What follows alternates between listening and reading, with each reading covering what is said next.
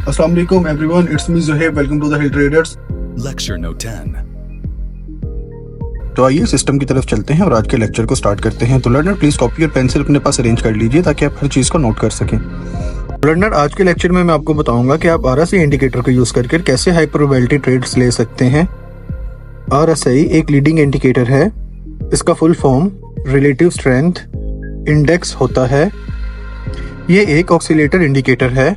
Oscillator मतलब वो indicator जो 0 से लेके 100 के दरमियान मूव करता है। ये इस रेंज से बाहर नहीं जा सकता। तो जब आप किसी चार्ट पर RSI इंडिकेटर अप्लाई करोगे तो ये कुछ इस तरह का दिखाई देगा। आपको दिख रहा होगा कि एक सिंगल लाइन 0 से 100 के दरमियान मूव कर रही है। ये लाइन प्रीवियस कैंडल की क्लोज की एवरेज से बनता है और यहाँ आपको दो लेवल दिख रहे होंगे, एक 70 एंड सेकंड 30। तो RSI जब 70 से ऊपर मूव कर रहा हो तो इसका मतलब कि प्राइस अभी ओवरबॉट है। मतलब स्टॉक का प्राइस अपने इंट्रिंसिक प्राइस से ज़्यादा पर ट्रेड कर रहा है। इंट्रिंसिक प्राइस मतलब फेयर प्राइस, जितना उसका प्राइस होना चाहिए। मार्केट यहाँ ओवरबॉट है, मतलब जितना स्टॉक का प्राइस होना चाहिए उससे ज़्यादा प्राइस पर ट्रेड कर रहा है। पर इसका मतलब ये नहीं कि स्टॉक बहुत महंगा हो गया है और आप यहाँ सेल कर दें। नेक्स्ट, अगर RSI 30 के नीचे है इसका मतलब मार्केट अभी ओवरसोल्ड है। मतलब स्टॉक का प्राइस अपने इंट्रिंसिक प्राइस से कम पर ट्रेड कर रहा है। पर इसका मतलब ये नहीं कि स्टॉक बहुत सस्ता हो गया, इसे बाय कर लें। नेक्स्ट, हमारे पास एक हाईलाइटेड रेंज है 70 से 30 के दरमियान का। तो इसको नो ट्रेडिंग जोन बोलते हैं। मतलब अगर RSI 70 to 30 के दरमियान में है तो आपको कोई ट्रेड नहीं लेना। इस टाइम मार्केट या तो रेंज बाउंड होता है या तो ट्रेड लेने के लिए कोई कंफर्मेशन नहीं होता। तो जो मोस्ट कॉमन मिस्टेक एक बिगनर करता है वो है कि जब भी RSI ओवरबॉट एरिया को टच करता है लोग वहां जल्दी में सेल कर देते हैं, और जब भी RSI ओवरसोल्ड एरिया को टच करता है तो लोग वहां जल्दी बाय कर लेते हैं। पर RSI को ये यूज करने का एक गलत तरीका है, क्योंकि मार्केट अगर किसी स्ट्रॉन्ग ट्रेंड में है तो RSI ओवरसोल्ड या ओवरबॉट एरिया में ही रहता है। जब स्टॉक 70 के लेवल को क्रॉस करता है इसका मतलब स्टॉक अभी ओवरबॉट होना शुरू हुआ है, ना कि हो चुका है।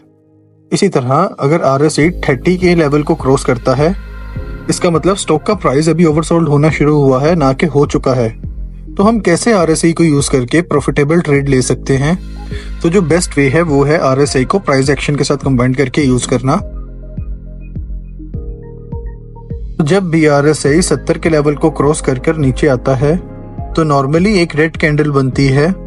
तो आपको देखना है कि नेक्स्ट डे अगर कोई रेड कैंडल अपनी प्रीवियस रेड कैंडल का लो तोड़ दे तो आप यहाँ सेल कर सकते हो। तो इसी तरह जब RSI अपने 30 के लेवल को क्रॉस कर ऊपर आता है तो नॉर्मली एक ग्रीन कैंडल बनती है। तो आपको देखना है कि अगर नेक्स्ट डे कोई न्यू ग्रीन कैंडल अपनी प्रीवियस ग्रीन कैंडल का हाई तोड़ दे तो आप यहाँ बाय कर सकते हो। तो जो हमारी नेक्स्ट स्ट्रेटजी है उसमें हम RSI के साथ बोलिंजर बैंड का यूज करेंगे। इस स्ट्रेटजी के अंदर हमारा मेन इंडिकेटर बोलिंजर बैंड होगा जो हमें बाय और सेल के सिग्नल देगा।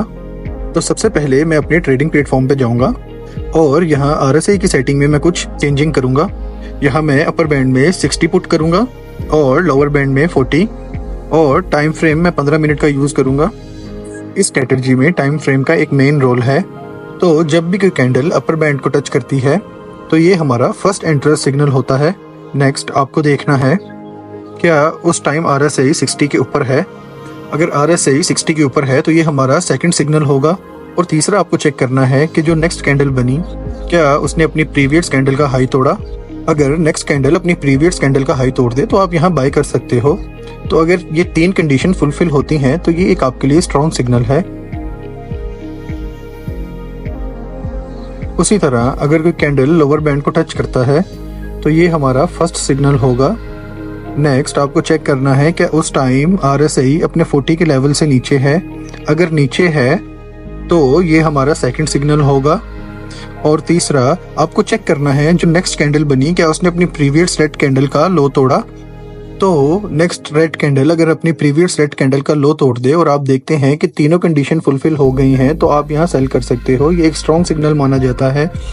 आई होप सो लर्नर आज के लेक्चर से आपको काफी इन्फॉर्मेशन मिली होगी।